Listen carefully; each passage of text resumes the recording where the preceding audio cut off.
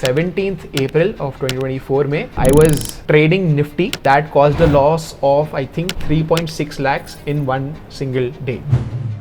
I almost used to invest 95% plus of my income. Now मेरा जो portfolio बन गया है I can buy a Creta almost every year. Why would you choose mutual funds and not stocks? I feel investing in individual stocks सबसे घटिया चीज़ हो सकती है. I'll tell you why. Gen Z सबसे stupid generation है आज तक की. All about Instagram, stories पे डालना, ये कॉन्सर्ट में गया या गई. अभी मेरा 1 करोड़ का जो कॉर्पस बन गया है, 12% रिटर्न्स अज्यूम करूँ मेरे इस पोर्टफोलियो पे. Every 6 years मेरा पोर्टफोलियो डबल होता है. Without adding any money by the way I'm saying.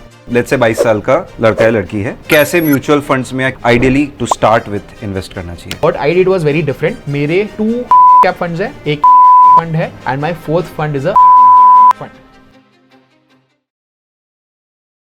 Hi guys, today we have Manik with us और सिर्फ 25 साल की उम्र में म्यूचुअल फंड इन्वेस्टिंग से इन्होंने 1 करोड़ का पोर्टफोलियो बना लिया है. कैसे बनाया है, क्या बनाया है, सब कुछ डिस्कस करेंगे. एंड आई थिंक निफ्टी ने पिछले 6-7 सालों में सिर्फ 13-14% का बहुत अच्छा एवरेज दिया होगा और उनकी पोर्टफोलियो ने 20% का रिटर्न्स दिया है. So we will talk a lot more about that. Over to Manik. I want Manik कि सब कोई तुम्हारी जर्नी के बारे में जाने, but before that what I want to say is हर इंसान अपने पास्ट में जो भी चीज़ें हुई होती हैं उससे डिफाइन होता है कहीं ना कहीं. Correct. And I think you had a very similar story, right, which I want कि सारी ऑडियंस सबको पता चले. First of all thank you so much Vismay for having me here. And बताओ क्या जानना है. Let's start the podcast. जो भी आपको पूछना है आप पूछ सकते हो. So I want you to share your journey, how this entire portfolio that you have today, आज वो कैसे बना है and what is your relation with money overall? So अगर मैं अपने करियर एंड मनी जब मैंने अर्न करना चालू किया उसके बारे में अगर बताऊँ, that started when I was around 20 or 19 I would say. 2019 में चालू किया था, लेट्स से दैट. मेरा first interaction with the stock market started little before that which is 2017.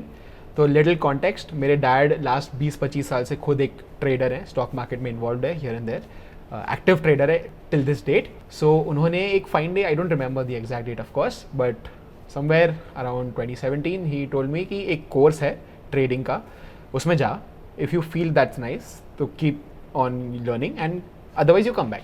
तो वो पूरा फ्रीडम मुझे दिया था, नथिंग फोर्सफुली या ऐसे कुछ भी नहीं हुआ था. तो I went there and it felt like this is the moment, right. And इतना इंटरेस्ट आ गया, for whatever reason it just clicked. तो आज तक मेरे फ्रेंड्स जेलस होते हैं कि यार तुझे अपना पैशन बहुत जल्दी मिल गया. 2017 में ही पता लग गया कि what I genuinely enjoy. And I don't think so I have even little bit of क्या कहते हैं उसको, बिल्कुल भी जो पैशन है मेरा बढ़ते ही गया है, बिल्कुल भी घटा नहीं है, even bye 1%, right. I think every year it has compounded just like my portfolio. So my passion has also compounded with it. तो उसके वजह से, and I was always financially very prudent. मैं बहुत खर्चे naturally नहीं करता था. And I think more than 80-90% या तो मेरे trading capital में जाता था या मेरे investments में जाता था. And बाकी वो 10-15% से अपने expenses में निकालता था. So yeah, that started 2021 से काफ़ी अच्छा profitable journey for trading भी चालू हुई. And fast forward to today, I'm a full-time investor, not a trader. I stopped trading last year. उसके बारे में भी आपको इस पॉडकास्ट में पता चलेगा. तो आपने मेरा रिलेशनशिप विद मनी के बारे में भी पूछा था, उसके बारे में थोड़ा और कॉन्टेक्स्ट देना चाहूँगा, but that goes way back well before even 2017. तो because of little differences in the family, एक जॉइंट फैमिली में काफ़ी डिफरेंसेज होते हैं, राइट. तो we had to live alone. We had to get separated from the joint family and around that was 2013 or 2014 if I remember correctly. तो उसके वजह से all the more financial prudence, having whatever you have and living with that, वो सब mindset develop हो गया. तो I clearly remember जब मैं accounts के ट्यूशन में जाता था, आफ्टर दैट अगर मैं टैक्सी लेके घर जाता था तो मुझे 60 रुपीज़ 70 रुपीज़ लगते थे. This is 2013-2014. बट अगर मैं बस में जाता था तो मैं 8 रुपीज़ में पहुँच जाता था. Sometimes I think I didn't even use the bus and मैं आधा एक घंटा चल के घर पे चले जाता था. That's what used to happen. तो दोज डेज के बाद अब भी जाके still I think financial prudence has still stuck with me and always I look back at those times and I really appreciate them कि एक ऐसा भी टाइम था जहाँ पे मैं 40-50 मिनट बस के लिए रुकता था, टैक्सी जबकि मुझे 2 मिनट में मिल जाती है, राइट. बट बस कभी कभार नहीं आती थी. just to save that 50-60 rupees, and now I think that's what has helped me to grow my portfolio to this level. I think that's the exact reason कि किसी का पास्ट कैसे उसके फ्यूचर को भी डिफाइन करता है, प्रेजेंट को भी डिफाइन करता है. Very interesting fact which I want you to explain is, आप एक प्रॉफिटेबल ट्रेडर रहे हो. Correct. Why did you choose the mutual fund वाला पाथ? तो जैसे मैंने आपको बताया कि 2017 में मैंने ट्रेडिंग चालू की एंड आई टोल्ड यू कि मैंने लास्ट ईयर दैट इज़ 2024 में ट्रेडिंग बंद की. तो all through out these 7 years over time भले थोड़ा थोड़ा बट स्ट्रेस बिल्डअप होना चालू हो गया था. That affected my mood, that impacted my holidays. जैसे अगर मैं मेरे फ्रेंड्स के साथ हॉलीडेज़ पे जा रहा हूँ या फैमिली के साथ हॉलीडे पे जा रहा हूँ, वहाँ पे भी मंडे टू फ्राइडे में मैं 9:15 को मार्केट खोल रहा हूँ, देख रहा हूँ मेरे पोजीशंस में लॉस तो नहीं चल रहा है, प्रॉफिट कैसे हो रहा है, कुछ मैनेज तो नहीं करना है. तो यू नो ऑलमोस्ट लाइफ को टेक ओवर कर लिया था ट्रेडिंग ने. एंड लास्ट ईयर एक जो आई फील मेरे लाइफ में बहुत ट्रिगर मोमेंट्स हुए हैं, that has really gotten a major impact in my life, right. तो last year in 2024 I remember the date as well. I think 17th April of 2024 में I was trading Nifty and expiry day था वो. And there was I had shorted put options. जिनको option trading के बारे में पता होगा वो समझ पाएंगे ये चीज़. सिंपली अगर मैं बताऊं तो फ्यूचर्स एंड ऑप्शंस में मैं ट्रेड करता था and I was profitable all through out the 4-5 years I was a profitable trader. तो उसमें क्या होता है कि जनरली आप जब ये ऑप्शंस सेल करते हो आपका प्रॉफिट लिमिटेड होता है बट आपका लॉस वो अनकैप्ड होता है. तो आई थिंक मेरा maximum profit on that day was around 20,000 to 30,000 that I could have gotten. And उसमें से ऑलरेडी 10,000 के आसपास मेरा प्रॉफिट चल रहा था. Then came a sudden move, बहुत क्विकली एक बहुत स्विफ्ट डाउन मूव आया निफ्टी में. उसके वजह से क्या होते हैं, जो ऑप्शन प्राइसेस हैं क्विकली बढ़ जाते हैं. एंड जैसे मैंने आपको बताया profit is limited but loss is uncapped. Because आपका जो ऑप्शन है लेट्स से 20 रुपीज़ में मैंने सेल किया तो वो 0 तक जा सकता है बट 0 के नीचे नहीं जाएगा, करेक्ट. तो मेरा maximum profit is those 20 rupees but वो लॉस में 20 से 200 पे भी जा सकता है. And in this particular case exactly that happened. I had to get out of that position. Let's say मैंने अगर 20 में बेचा था तो मैं 350 में निकला. And that caused a loss of I think 3.6 lakhs in one single day. But to be honest, I didn't doubt myself. It was just a triggering moment कि I have to rethink all of this. कि is it even worth it? Because इतना stress accumulate हो चुका था and that was the breaking point. वो एक last box होता है, right? So that day was that last box. And then I thought about a lot of things कि what really matters and okay size of portfolio. I think at that time 50-60 lakhs जमा हो गए थे by that time. So मैं ये सोचने लग गया कि यार is there a better way where not really better way, is there a different way जहाँ पे मैं इस income को replace कर सकूँ but with much lower stress and much more freedom of life. जैसे कि आपको बताया vacations भी trading में जा रहे थे and you know normal Monday to Friday तो जा ही रहा था, Saturday Sunday जाता था watch list बनाने में या सीखने में कि मैं क्या गलती कर रहा हूँ, किस पे इम्प्रूव कर सकता हूँ. So that's why I took a call 1 month later which is May I think 2024 में कि I stop trading at least for some time, at least for 3 months. That time मैंने कॉल लिया था. अभी तो 1 साल प्लस हो गया. Very happy with that decision by the way. Stress levels कम हो गए, I can enjoy more be with my friends and family and everything is great. Got it. And with all this, you are still super young. अब सिर्फ 25 साल के हो अभी. And you also understand कि एक यंगर जनरेशन कैसे spend करती है, उनकी सेविंग्स कैसे होती है, इन्वेस्टमेंट शायद नहीं होती है.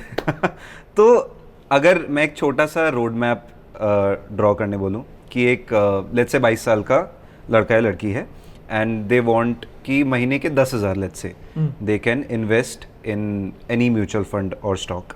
एक क्या पाथवे होना चाहिए, किस तरह की माइंडसेट होनी चाहिए उनकी, एंड कैसे म्यूचुअल फंड्स में या किस टाइप के म्यूचुअल फंड्स में उन्हें ideally to start with invest करना चाहिए? तो बहुत ही कॉमन फॉर्मूला जो म्यूचुअल फंड इंडस्ट्री में यूज़ किया जाता है that is 15-15-15 method, which means 15,000 अगर आप 15 सालों के लिए इन्वेस्ट करोगे एट 15% रिटर्न्स आपका 1 करोड़ बन जाता है. Okay, right. So that is what broad frame of mind में आप रख सकते हो कि this is the numbers you can follow to achieve your first crore. But what I did was very different. I also focused on my active income. मेरा active income कैसे बढ़ा सकता हूँ. अगर मैं इन्वेस्टेबल सरप्लस 15,000 नहीं बल्कि 30,000, 50,000, 1 लाख अगर मैं एवरी मंथ इन्वेस्ट कर पाऊँ तो ऑब्वियसली मेरा कॉर्पस जल्दी अक्यूमुलेट होगा. Right. And that is Y मैं जल्दी 1 करोड़ अक्यूमुलेट कर पाया, ना कि इन माई लेट 30s और सो फोर्थ. तो I think a road map is firstly आपको एक्टिव इनकम पे फोकस करना है.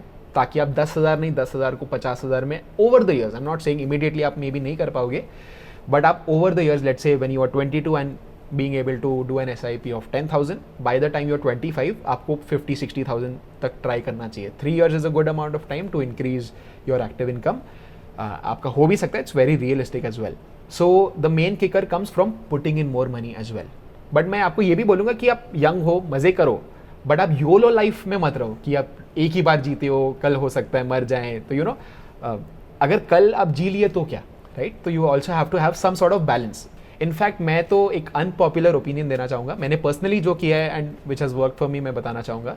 जो मैंने 6-7 years of complete financial prudence रखा था, that is why I could achieve this 1 crore, right? अगर कोई वो करना चाहे, I think that is the best thing. I tell you why. अभी मेरा 1 crore का जो कॉर्पस बन गया है, लेट्स से अगर मैं 12% रिटर्न्स अज्यूम करूँ मेरे इस पोर्टफोलियो पे without adding any money, bye the way I am saying, मैं ऐड करता हूँ एवरी मंथ, एवरी 6 years मेरा पोर्टफोलियो डबल होता है. Bye the time I M 31 मेरा 2 crores का पोर्टफोलियो होगा. बाय द टाइम 37 मेरा 4 crores का पोर्टफोलियो आएगा. By the time I am 43 मेरा 8 crores का पोर्टफोलियो हो सकता है. Just keep doubling. Exactly. So that's how compounding really happens, right? तो coming back to active income part, आप क्या कर सकते हो, आप अपना सैलरी के साथ कंटिन्यू रखो, नो प्रॉब्लम. वो आपका जो करियर ट्रैजेक्टरी है वैसे होगा, but multiple income streams is the most important thing. आपको सैटरडे संडे तो फ्री मिलता ही होगा, उसमें ट्राई करो कुछ नया इनकम स्ट्रीम जनरेट करो.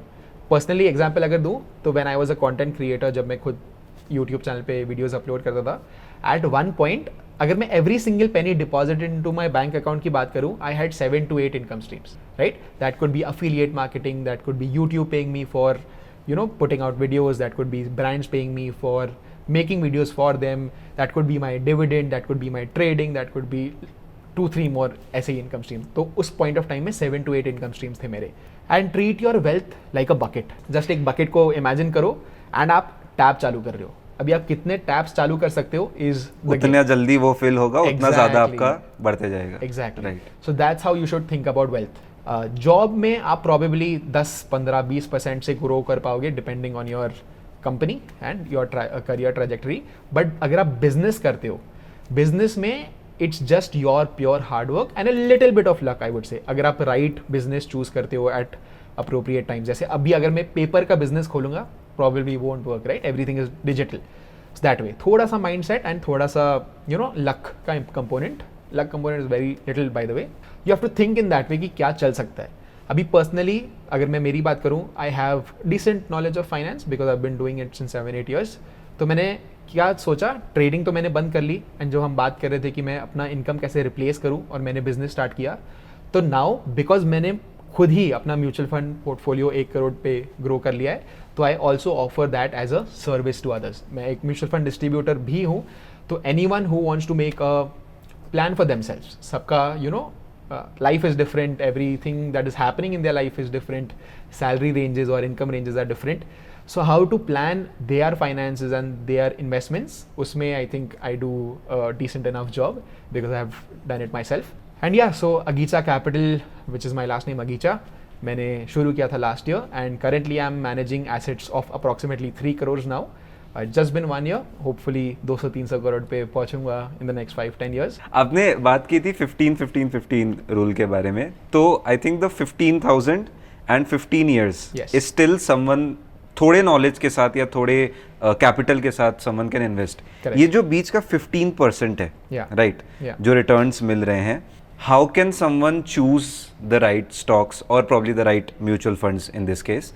क्या तरीका होना चाहिए, कैसे चूज करना है? Can you explain a bit more about that? Sure.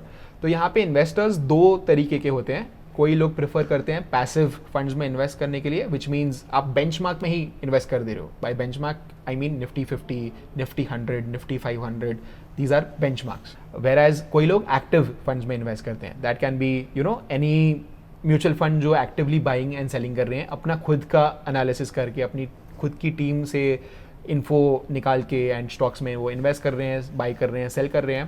That is called a active fund. Now generally लोग बोलते हैं कि passive funds outperform 80% of active funds, but हमारा काम है to be in those 20% of active funds. And मैं personally बहुत मैं टाइम पास के लिए भी फाइनेंस वीडियोस देखता हूँ. आई लाइक सीइंग क्या चल रहा है मार्केट में, जो फंड मैनेजर्स 20-30 साल का एक्सपीरियंस लेकर न्यूज़ पे आके बात कर रहे हैं, अपने इंसाइट्स दे रहे हैं, उनके बारे में जानना is something that I genuinely enjoy. तो ये मैंने पहले से ही करना चालू कर लिया था एंड मैंने जो सीखा वो मैंने अपने पर्सनल पोर्टफोलियो में भी इम्प्लीमेंट किया। एंड ब्रॉडली जो मैंने सीखा है कि आपको first of all thematic funds में इन्वेस्ट नहीं करना चाहिए by and also sectoral funds. By these what I mean is, आपने सुना होगा एक मैन्युफैक्चरिंग फंड होता है, एक इंफ्रास्ट्रक्चर फंड होता है, बैंकिंग फंड होगा एंड डिफेंस फंड हो गया, व्हाट नॉट। जनरली आपको उनमें जनरली क्या आप अवॉइड ही करो डालने में, बिकॉज उनके बहुत ही कम फेजेस होते हैं जहाँ पे वो अच्छा खासा रिटर्न्स देंगे and for a long period of time आपको सब पार रिटर्न्स मिलेंगे and you can definitely under perform the Nifty. तो वो आपको डेफिनेटली नहीं करना चाहिए। नंबर 2 इज, जब भी आपके पास लमसम हो, just divided into 6 months and invested in the market. जितना हो सकता है आप अपना इक्विटी एलोकेशन ज़्यादा रखो if you are comfortable with the risk and आपको अच्छी नींद मिलती है तो। So that's how you can choose your mutual funds. ये सब बेसिक चीज़ें थीमेटिक में नहीं डालना है, सेक्टोरल में नहीं डालना है, डाइवर्सिफाइड इक्विटी म्यूचुअल फंड्स में डालना है। That could be let's say flexi cap, that could be small cap, mid cap, large cap, what ever you prefer. मैं पर्सनली अगर बताऊँ तो मैं अराउंड 4 to 5 फंड्स होल्ड करता हूँ। मेरे 2 फ्लेक्सी कैप फंड्स है, एक ELSS फंड है and my 4th fund is a arbitrage fund. अभी arbitrage fund is kind of a debt fund आप बोल सकते हो। By that what I mean is, आपको अराउंड लेट्स से 6 to 8% के रिटर्न्स मिल जाएंगे, 6 to 7 पकड़ो, which is almost like FD और FD जितने returns, but the benefit is capital gains tax लगता है आपको, ना कि आपके इनकम स्लैब के हिसाब से। तो मेरा income slab is let's say 30%। Capital gains अगर मैं टैक्स की बात करूँ, short term capital gains which is any investment that you redeem with in a year is 20%. Any investment that you redeem after a year is 12.5% in equity I'm saying. And arbitrage fund का जो अच्छी चीज़ है, it is classified as an equity mutual fund, right? And not a debt mutual fund. Debt mutual fund पे अगर आप डालोगे तो आपके टैक्स स्लैब के हिसाब से ही टैक्स लगता है. That is why arbitrage funds is what I personally choose.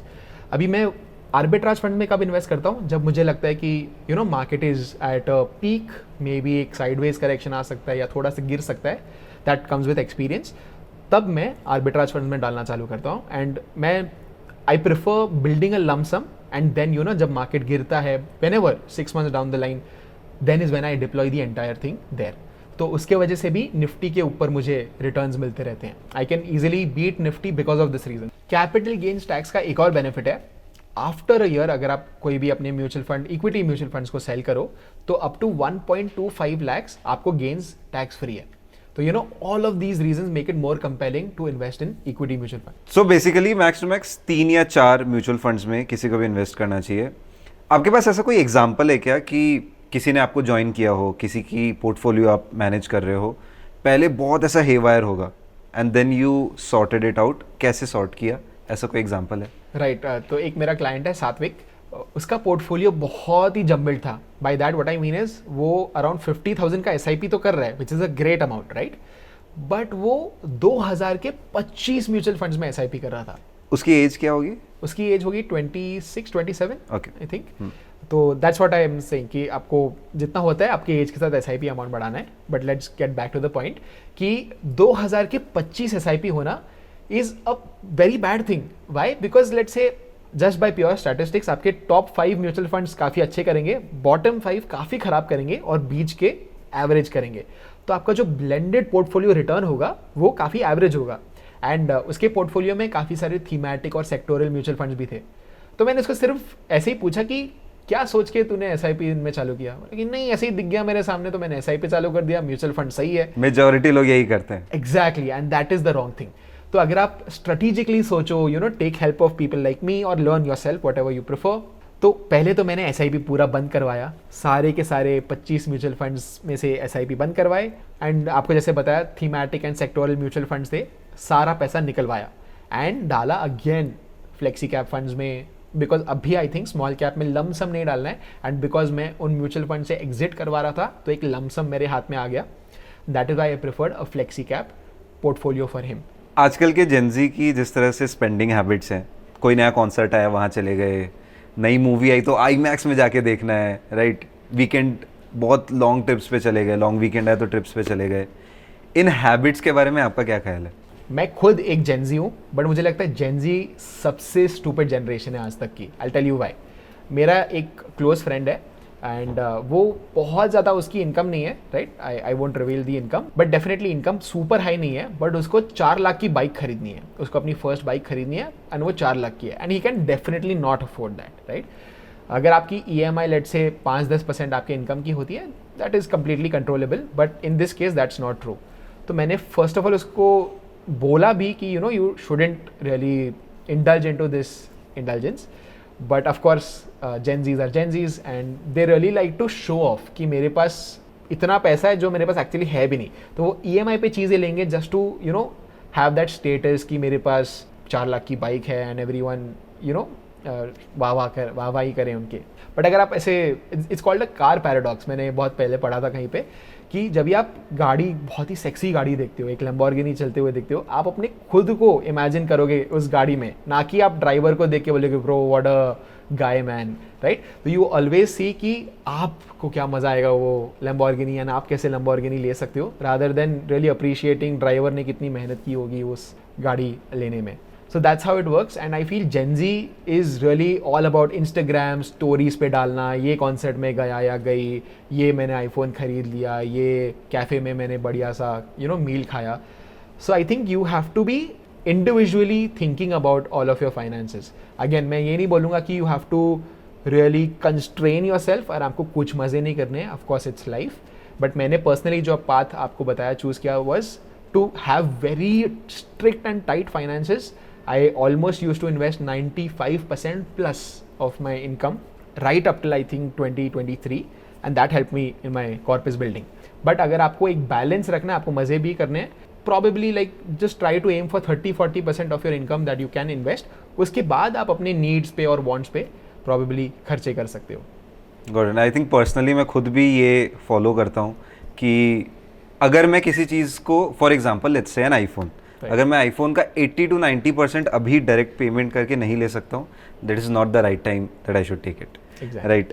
मेरी भी अगर मैं बात करूँ तो काफ़ी मन होता है, राइट। अगर मेरे फ्रेंड्स आईफोन ले रहे हैं तो मुझे भी मन करता है कि यार मैं भी ले लेता हूँ, but then I was very financially prudent, जैसे मैंने आपको बताया 95% प्लस मैं इन्वेस्ट करता था। बट आई थिंक मैंने सबसे अच्छा डिसीजन लिया वो एकदम स्ट्रिक्ट फाइनेंसेस रख के, बिकॉज नाउ मेरा जो पोर्टफोलियो बन गया है, अगर आप देखोगे तो लेट्स से मैं 15% भी रिटर्न कमा पा रहा हूँ, I can buy a Creta almost every year, अगर आप एवरेज रिटर्न्स देखोगे, right. So that's the power of financial prudence and consolidating your finances and having strict finances for initial years. आप 6-7 साल बहुत स्ट्रिक्ट रखो, फिर उसके बाद आपको पूरी लाइफ टाइम का फ्रीडम मिल जाएगा, and that's what I really like about my personal journey. Correct. Coming back to the point जहाँ म्यूचुअल फंड्स एंड एवरीथिंग की बात कर रहे थे, why would you choose mutual funds and not stocks? I feel investing in individual stocks सबसे घटिया चीज़ हो सकती है। I'll tell you why. अगर आप एक स्टॉक एंथुजियास्ट नहीं हो, यानी आपको फुल टाइम इतना मेरे जैसा कीड़ा नहीं है फाइनेंस का, तो आपको डिसाइड करना पड़ेगा कौन सा स्टॉक लूँ, कब लूँ, कितना लूँ, कब बेचूँ, कब खरीदूँ, एवरीथिंग इन बिटवीन। कितने स्टॉक्स का पोर्टफोलियो बनाऊँ, 20 स्टॉक हो, 15 हो, 10 हो, 5 हो, 50 हो। ऑल ऑफ दीज डिसीजंस आप एक ही चीज़ में एलिमिनेट कर सकते हो, which is with one equity mutual fund. एक अच्छे फंड मैनेजर को चूज़ करो, just invest in that equity fund and just stay put for 5 years। आपको 12 से 15% भी रिटर्न्स आपको मिल गए, तो जैसे मैंने आपको बताया था 12% for 6 years doubles your money. आपका फोकस पूरा होना चाहिए आप कैसे कॉर्पस को बढ़ा सकते हो। एक बहुत ही अच्छा एग्जाम्पल मैं आपको देता हूँ, जो मैं कॉर्पस क्रिएशन की बात कर रहा हूँ। अगर आप 10,000 इन्वेस्ट करते हो एट 12% फॉर 6 years, आपका पैसा डबल ज़रूर होगा, बट आपकी जेब में 10,000 ही प्रॉफिट आएगा। बट अगर आप 1 करोड़ इन्वेस्ट करते हो, आपके जेब में 1 करोड़ आएगा। तो 1 करोड़ पे आपको फील होगा कि 1 करोड़ आ गया मेरे पास, बट 10,000 में आपको लगेगा कि यार क्या है, बट परसेंटेज सेम ही रहता है, आपको डबल ही हुआ है दोनों केस में, but just 1 crore feels much heavier than let's say 10,000 investment. तो आपका सारा फोकस होना चाहिए वो कॉर्पस इकट्ठा करने में। Again comes back to our conversation, active income बढ़ाओ, कॉर्पस बनाओ, इन्वेस्ट ज़्यादा करो, and then you can enjoy compounding. Also another point, stocks में आपको क्यों इन्वेस्ट नहीं करना चाहिए इज टैक्सेशन। जब भी आप लेट्स से एक स्टॉक ए खरीदते हो, लेट्स टेक 2 एग्जांपल्स। एक है म्यूचुअल फंड का स्टॉक पोर्टफोलियो, एक है आपका स्टॉक पोर्टफोलियो जो एग्जैक्टली आइडेंटिकल है, right, no difference at all, exactly उतना ही अमाउंट, एग्जैक्टली उतने ही shares and everything in between. At the end of let's say 5 years आपका portfolio will be much lower than the mutual fund portfolio because of taxes. Mutual funds every now and then portfolio को reshuffle करते हैं, stocks बेचते हैं, stocks दूसरे stocks खरीदेंगे and everything in between. उनको tax नहीं भरना पड़ता है उस पर. बट हम अगर पर्सनली बेचेंगे, लेट्स से मुझे एक स्टॉक ए में मैंने 1 लाख इन्वेस्ट किया, वो मैंने 1 साल बाद बेच दिया, मेरा स्टॉक डबल हो गया, 1 लाख का प्रॉफिट मुझे हो गया, मुझे 12.5% टैक्स भरना पड़ेगा उस पर, विच इज़ 12,500. तो मेरा नेट गेन हो गया 87,500 का. म्यूचुअल फंड के केस में अगर वो सेम स्टॉक 1 लाख के प्रॉफिट में बेचेंगे, उनके पास वो पूरा 1 लाख है वापस से डिप्लॉय करने के लिए. हमें कब टैक्स लगेगा म्यूचुअल फंड्स पे? जब हम म्यूचुअल फंड के यूनिट्स को बेचेंगे, राइट? तो आप टैक्स काफ़ी हद तक डिफर कर सकते हो till the time you sell your mutual funds. उसकी वजह से आपके कंपाउंडिंग पे और एक छोटा सा किकर ऐड हो जाता है. तो मान लेते हैं आज मेरे पास 1 लाख रुपए रखें, मैं उसे over the period of time 5,000 या 10,000 करके इन्वेस्ट करूं या फिर एक साथ लमसम में डाल दूं?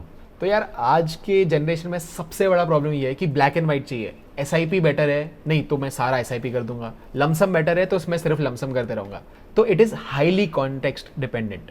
अगर आप करंट मार्केट स्ट्रक्चर की बात करो तो market is near its all time high. तो मैं पर्सनली प्रेफर करूंगा, अगर आपके पास लमसम है, एक साथ लमसम नहीं डालना चाहिए. आप मे बी आर्बिट्राज फंड्स जैसे फंड में डालो तो आपका टैक्सेशन भी बेटर है, नंबर 1. आपको सेविंग्स अकाउंट से ज़्यादा रिटर्न्स भी मिलेंगे, नंबर 2. तो your money is not lying idle there. Number 3, आप एक STP क्रिएट कर सकते हो with a arbitrage fund. Every month 20,000 you take that out via STP and put it into equity mutual funds over the next 5 months. तो इसमें अच्छी बात क्या है, क्योंकि मार्केट पीक के आसपास है, अगर मार्केट साइडवेज चले जाता है या थोड़ा सा भी गिर जाता है, पूरा बेनिफिट हमें मिलेगा एक एवरेज का, राइट? तो लेट्स से मार्केट 100 पे है तो आपको 100 पे 20,000 लग जाएंगे, 98 पे 20,000 लग जाएंगे, 90 पे 20,000 लग जाएंगे, 85 पे 20,000 लग जाएंगे. तो that is a great idea अगर आपके पास लमसम है और market is near its all time high. Whereas अगर एक क्रैश का सिनेरियो है और आपके पास लमसम है, then you will be probably foolish to do an STP. You have to put everything. तो काफ़ी लोग वेटेरन ट्रेडर्स जो होते हैं या इन्वेस्टर्स होते हैं वो बोलते हैं घर बार बेच के पूरा मार्केट में डाल दो, राइट? क्यों? बिकॉज मार्केट जब गिरा हुआ होता है तभी ही बेस्ट अपॉर्चुनिटी होता है मार्केट में पूरा लमसम डालने के लिए.